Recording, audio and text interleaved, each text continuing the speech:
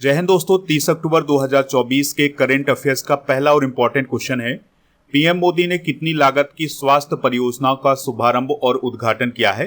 Answer हो जाएगा 12,850। तो दोस्तों, प्राइम मिनिस्टर मोदी जी के द्वारा धनवंतरी जयंती और 9वें आयुर्वेद दिवस यानी 29 अक्टूबर के अवसर पर नई दिल्ली में लगभग 12,850 करोड़ रुपए की लागत की स्वास्थ्य परियोजनाओं का उद्घाटन और शिलान्यास किया है।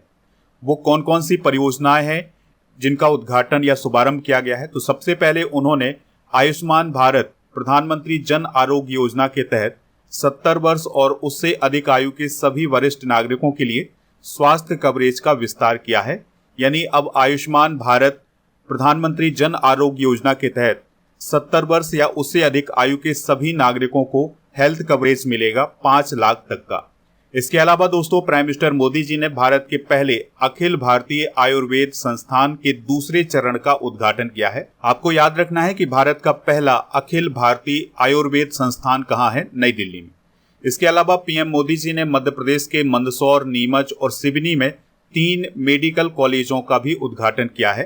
प्रधानमंत्री मोदी जी ने छत्तीसगढ़ के बिलासपुर में सरकारी मेडिकल कॉलेज में एक सुपर स्पेशलिटी ब्लॉक का उद्घाटन किया है। इसके अलावा मध्य प्रदेश के शिवपुरी, रतलाम, खंडवा, राजगढ़ और मंदसौर में 5 नर्सिंग कॉलेजों की आधारशिला भी रखी है। तो ये कुछ उनके द्वारा उद्घाटन और शुभारंभ किए गए हैं। आप इस पूरे लेक्चर को बहुत ही ध्यान से लास्ट तक देखिएगा। लास्ट में आपसे क्वेश्चन पूछा जाएगा जिसका आंसर कमेंट बॉक्स में बताना है। चैनल पर अगर आप पहली बार आए हैं तो चैनल को सब्सक्राइब कर लें, बेल आइकन भी दबा लें जिससे आपको समय पर सबसे पहले नोटिफिकेशन मिल सकेगा। सितंबर 2024 के करंट अफेयर्स की ई बुक के लिए आप हमारे ऐप को यानी स्टडी करके ऐप को इंस्टॉल कर लें। इसका लिंक डिस्क्रिप्शन बॉक्स में दिया गया है। नेक्स्ट क्वेश्चन है, बैलोन डी और पुरस्कार 2024 किसने जीता है? आंसर हो जाएगा रोड्रिगो हर्नांडेज कैस्केंट ने। तो दोस्तों, ये जो बैलोन डी और पुरस्कार है यह फुटबॉल से रिलेटेड पुरस्कार है और यह फुटबॉल का सबसे प्रतिष्ठित अवार्ड माना जाता है। तो एक वर्ष में सर्वश्रेष्ठ प्रदर्शन करने वाले खिलाड़ियों को यह पुरस्कार प्रदान किया जाता है। इसकी शुरुआत हुई थी 1956 से, लेकिन महिलाओं को यह पुरस्कार 2018 से प्रदान किया जाता है। यह पुरस्कार दिया जाता है फ्रांसीसी समाचार पत्रिका फ्रांस फुटबॉल के द्वारा, यानी कि इस मैगजीन के द्वारा यह अवार्ड प्रदान किया जाता है। अब 2024 के विनर डिस्कस करते हैं।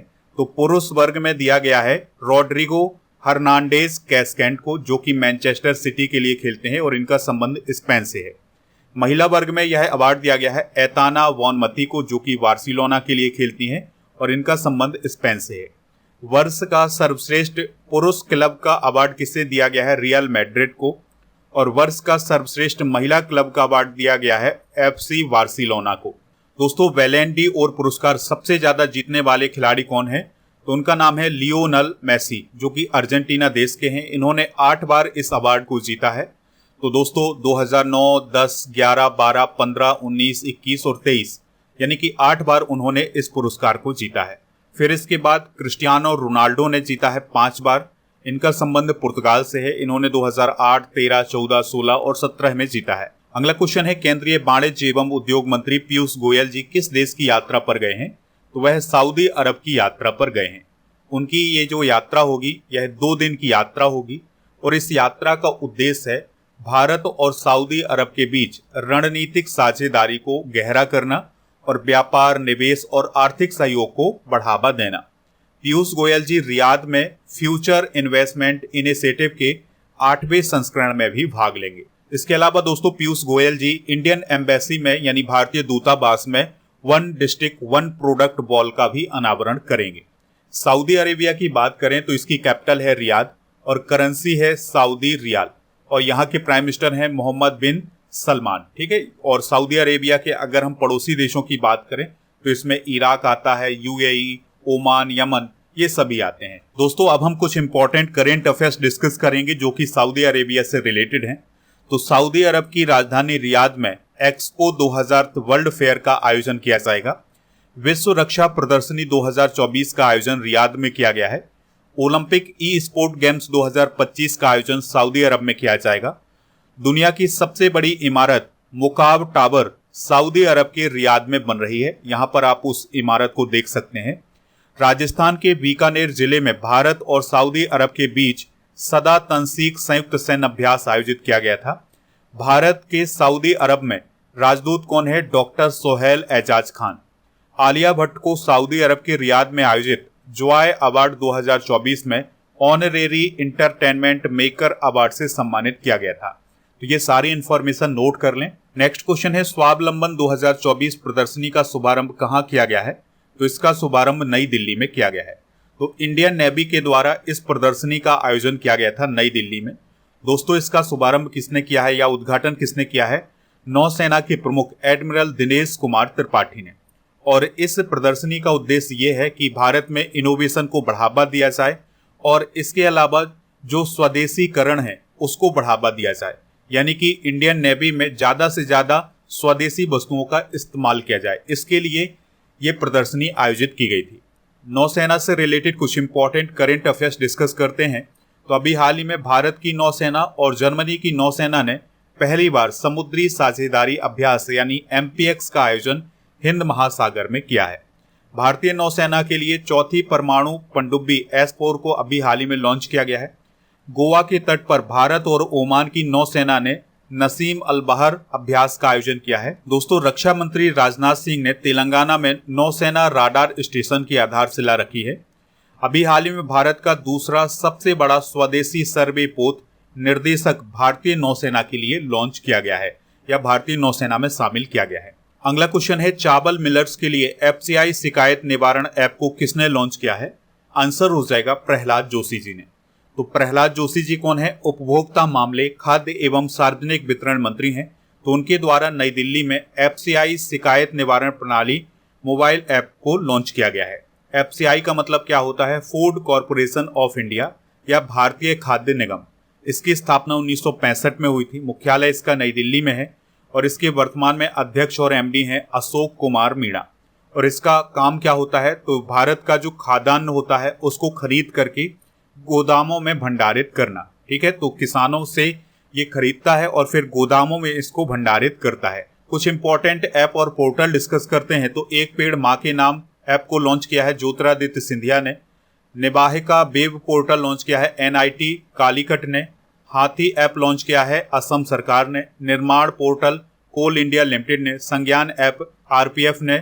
सारथी 2.0 ऐप सेबी ने।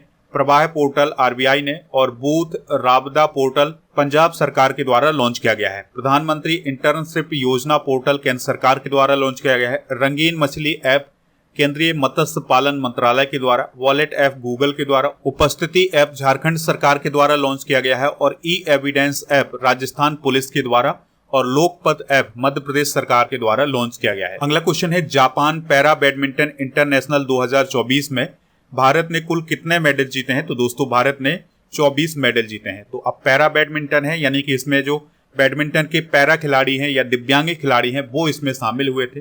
तो भारत की तरफ से 24 मेडल जीते गए हैं, जिसमें से 6 गोल्ड मेडल हैं, 9 सिल्वर मेडल हैं और 9 ब्रॉन्ज मेडल हैं। तो शिवराजन ने 2 गोल्ड मेडल जीते हैं। सुकांत कदम ने भी गोल्ड मेडल और इसके अलावा उन्होंने सिल्वर मेडल भी जीता हुआ है। और उमेश विक्रम कुमार और सूर्यकांत यादव की जोड़ी ने गोल्ड मेडल जीता है और मनीषा रामदास ने गोल्ड मेडल जीता है। तो ये हैं कुछ गोल्ड मेडल विनर। कुछ इंपॉर्टेंट करेंट अफेयर्स डिस्कस करते हैं। तो WTT फीडर कैलियारी 2024 महिला युगल का खिताब किसने जीता है? यशस्विनी घोरपड़े और कृतिका राय ने। और यह टेबल टेनिस से रिलेटेड प्रतियोगिता थी। PSA चैलेंजर खिताब किसने जीता है? आकांक्षा सालुंखे ने। कॉमनवेल्थ गेम्स 2026 का आयोजन कहाँ किया जाएगा? ग्लासगो स्कॉटलैंड में। चौथी इंटरकॉन्टिनेंटल कप फुटबॉल चैंपियनशिप को किसने जीता है? सीरिया ने। US ओपन 2024 में पुरुष एकल का खिताब जैनिक सिनर ने जीता है, जो कि इटली के हैं। और महिला एकल का खिताब जीता है बेलारूस की आर्याना सबालेंका ने। 14वीं हॉकी इंडिया जूनियर पुरुष राष्ट्रीय चैंपियनशिप का खिताब जीता है पंजाब ने। चेस ओलंपियाड 2024 में भारत ने ओपन और महिला वर्ग में गोल्ड मेडल जीता है। सिंगापुर ग्रैंड प्रिक्स 2024 को लैंडो नॉरिस ने जीता है। और सैफ अंडर 17 का खिताब किसने जीता है? इंडिया ने। और यह फुटबॉल से रिलेटेड प्रतियोगिता थी। अगला क्वेश्चन है, भारतीय विमानपत्तन प्राधिकरण यानी एयरपोर्ट्स अथॉरिटी ऑफ इंडिया के अध्यक्ष कौन बने हैं? आंसर हो जाएगा विपिन कुमार। विपिन कुमार के बारे में आपको याद रखना है कि यह 1996 बैच के बिहार कैडर के आईएएस ऑफिसर हैं। बात करते हैं एयरपोर्ट्स अथॉरिटी ऑफ इंडिया की, तो यह देश में नागरिक उड्डयन से जुड़े हुए बुनियादी ढांचों के निर्माण, रखरखाव और प्रबंधन के लिए जिम्मेदार है। यानी कि एयरपोर्ट से संबंधित जो रखरखाव है, उनका निर्माण है, वो कौन करता है? एएआई करता है। इसका गठन 1995 में किया गया था। कुछ महत्वपूर्ण नियुक्तियां डिस्कस करते हैं। तो दीपक अग्रवाल अभी हाल ही में नाफेड के प्रबंध निदेशक बने हैं। अमिताभ चौधरी एक्सिस बैंक के एमडी सीईओ बने हैं। नीना मल्होत्रा स्वीडन में भारत की राजदूत बनी हैं। संजीव खन्ना जी भारत के 51वें नंबर के मुख्य न्यायाधीश बने हैं। विक्रम देवदत्त कोयला मंत्रालय में सचिव बने हैं। अजय कुमार सिंह झारखंड के नए डीजीपी बने हैं और Abhyudaya Jindal Indian Chamber of Commerce के नए अध्यक्ष बने हैं। अगला क्वेश्चन है, ग्लोबल फाइनेंस मैगजीन के द्वारा भारत में सर्वश्रेष्ठ बैंक का पुरस्कार किसे दिया गया है? तो यह दिया गया है स्टेट बैंक ऑफ इंडिया को। तो ग्लोबल फाइनेंस मैगजीन के द्वारा एसबीआई को भारत का सर्वश्रेष्ठ बैंक का पुरस्कार दिया गया है। ठीक है, तो दोस्तों एसबीआई को यह पुरस्कार दिया गया है उसकी ग्राहक सेवा और वित्तीय समावेशन के लिए। और यह पुरस्कार किसने प्राप्त किया है? तो एसबीआई के जो अध्यक्ष हैं CS सेट्टी जी, उनके द्वारा इस पुरस्कार को स्वीकार किया गया है। अभी हाल ही में ग्लोबल फाइनेंस मैगजीन के द्वारा आरबीआई के गवर्नर शक्तिकांत दास को टॉप केंद्रीय बैंकर का अवार्ड दिया है। और ग्लोबल फाइनेंस के बारे में आपको याद रखना है कि यह अमेरिका की फाइनेंस पत्रिका है। बात करते हैं एसबीआई की, तो यह भारत की सबसे बड़ी और सबसे पुरानी बैंक है। दोस्तों 2 जून 1806 को बैंक ऑफ कलकत्ता की स्थापना हुई थी।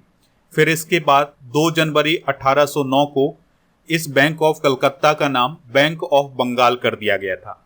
फिर इसके बाद 27 जनवरी 1921 को Bank of Bengal, Bank of Bombay और बैंक ऑफ मद्रास को मिलाकर के एक नया बैंक बनाया गया था जिसका नाम था इंपीरियल बैंक ऑफ इंडिया। फिर 1 जुलाई 1955 को इंपीरियल बैंक ऑफ इंडिया का नाम बदल करके भारतीय स्टेट बैंक कर दिया गया था। ठीक है, तो ये एसबीआई की बेसिक जानकारी है, इसको आप नोट जरूर कर लें। अगला क्वेश्चन है, किस राज्य में देश के पहले लेखक गांव का उद्घाटन किया गया है? आंसर हो जाएगा उत्तराखंड।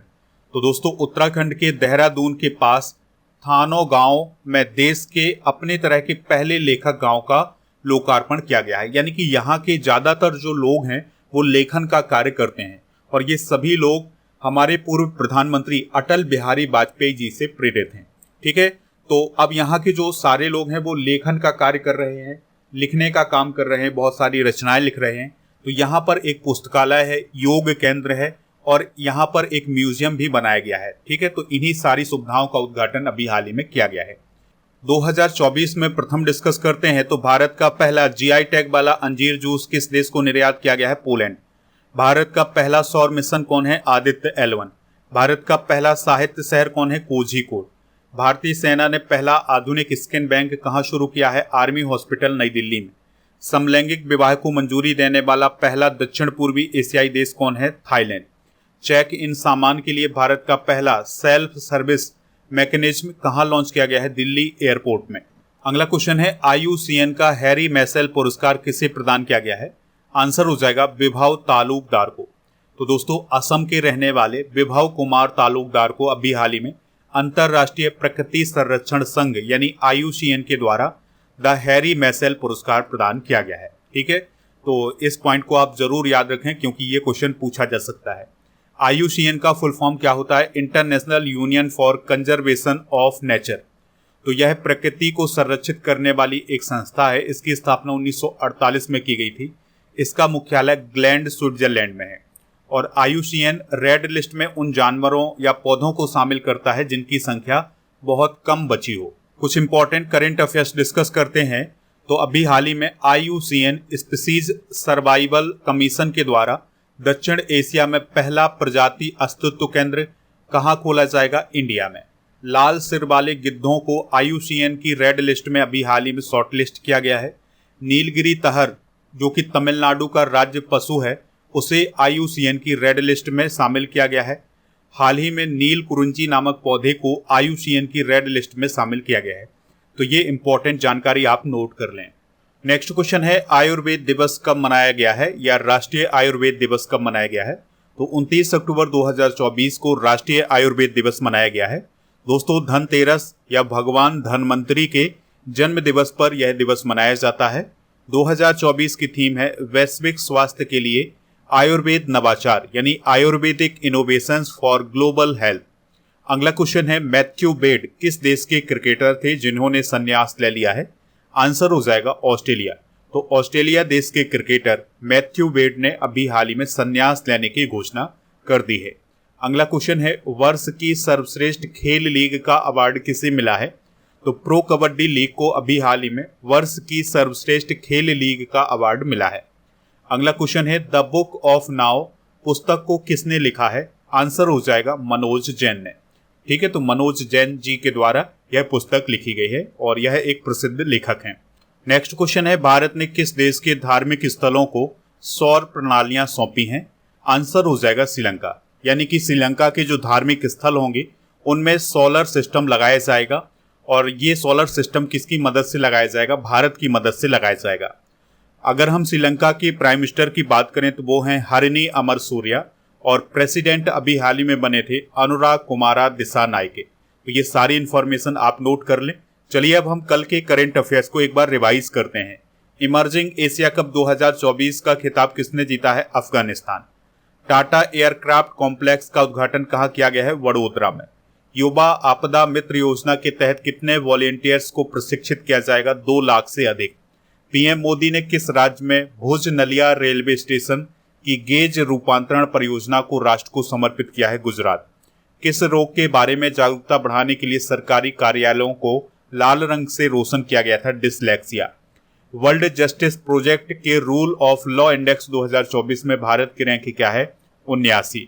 वरडा वन्यजीव अभ्यारण्य और वरडा जंगल सफारी का उद्घाटन किस राज्य में किया जाएगा? गुजरात। भारत ने अंडर 23 विश्व कुश्ती चैंपियनशिप 2024 में कितने मेडल जीते हैं? 9 मेडल। भारत और किस देश के बीच व्यापार, संस्कृति और रक्षा पर सहमति पत्रों पर हस्ताक्षर किए गए हैं? स्पेन। कनकराजू कौन थे जिनका हाल ही में निधन हो गया है? तो वह एक लोक नर्तक थे। एशिया क्लीन एनर्जी समिट 2024 का आयोजन किस देश में किया गया है? सिंगापुर। एनटीपीसी और भारतीय सेना कहां सौर हाइड्रोजन माइक्रो ग्रिड स्थापित करेंगे? लद्दाख। भारत और किस देश के बीच ग्रीन हाइड्रोजन नवाचार और प्रौद्योगिकी पर समझौते पर हस्ताक्षर किए गए हैं? जर्मनी।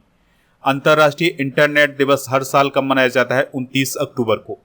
रोहिणी गोडबोले कौन थी जिनका हाल ही में निधन हो गया है? तो वह एक, आज के जनरल नॉलेज के पिटारे में हम भारत की प्रमुख नहरें डिस्कस करेंगे।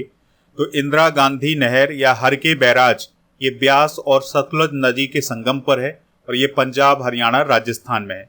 सरहिंद सागर सतलज नदी पर है, ये पंजाब, हरियाणा में है। त्रिवेणी नहर गंडक नदी पर है, यह बिहार में है। शारदा नहर शारदा नदी पर है, यह उत्तर प्रदेश में है। ईडन नहर दामोदर नदी पर है, ये पश्चिम बंगाल में है।